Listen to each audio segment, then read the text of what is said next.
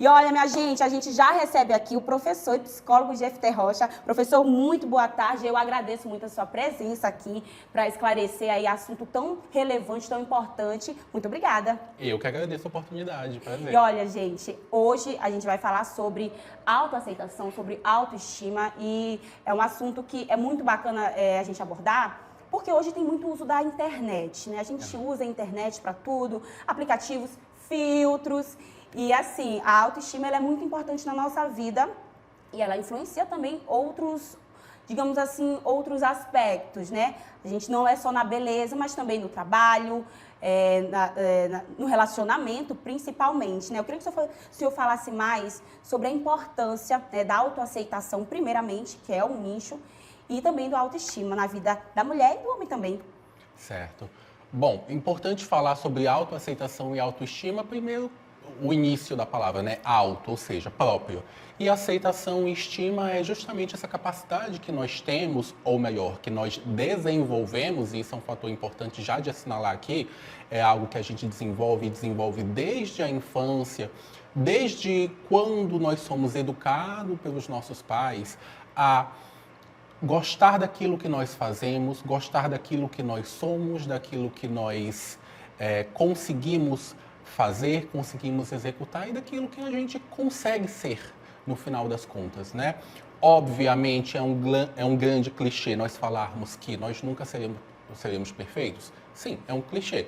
É um clichê justamente por ser verdadeiro. Mas, de certa forma, muitas pessoas, especialmente como você falou agora, nessa era de internet, na era em que nós precisamos ser atrativos, porque existem milhares, milhões de pessoas hoje com acesso à internet, nós temos uma tendência a buscar a perfeição.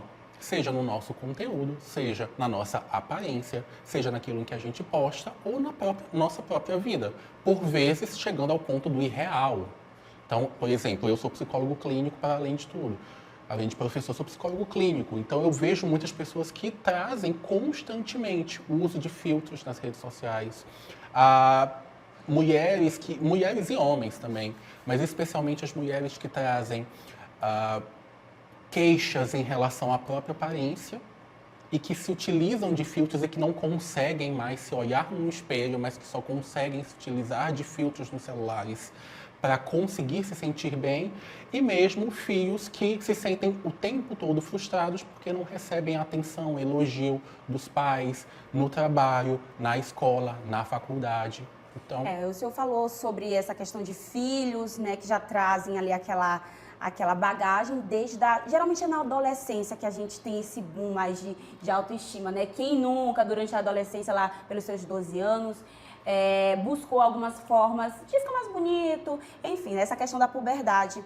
E é durante essa época que a gente desenvolve mais traumas, né? É o bullying na escola, às vezes você cresce com aquilo, eu sou feia, eu não me encaixo nos padrões. Como lidar com isso?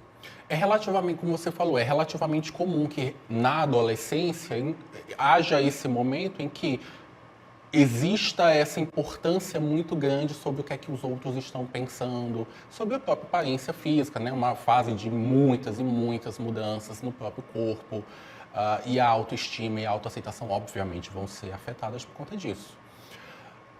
Por vezes, pessoas que não têm um repertório, geralmente filhos e filhas de pais que não elogiam, que têm dificuldade em demonstrar carinho, que têm dificuldade em demonstrar aceitação, prazer e mesmo louvor pelas coisas que os filhos fazem, pela própria aparência, de gostar daquilo que os filhos fazem, costumam ser pessoas que tendem a se importar e se sentir mais inseguras acerca do que é que os outros trazem. Não estou aqui colocando os pais como os grandes vilões e nem como os grandes heróis da coisa toda.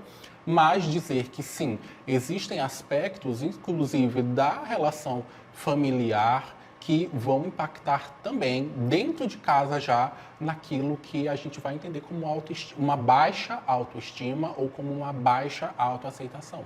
Perfeito. Você falou sobre essa questão de traumas, né, dos pais e também sobre relacionamento, né?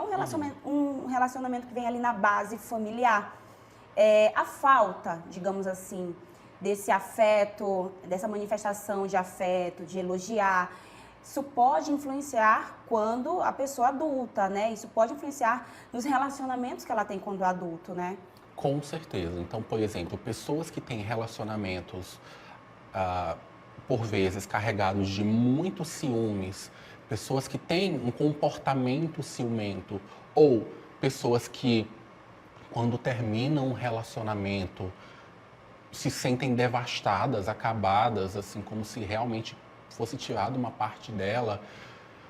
Pessoas que se entregam demasiadamente nas relações podem, às vezes, nos assinalar para dificuldades de segurança que essa pessoa tem, para uma baixíssima autoestima, a um ponto de que essa pessoa vive em função dos outros, e também para a possibilidade de que essa pessoa seja tão insegura que o ciúme seja essa forma de tentar controlar ao máximo para que essa pessoa não olhe para as outras e fique dependente da própria figura.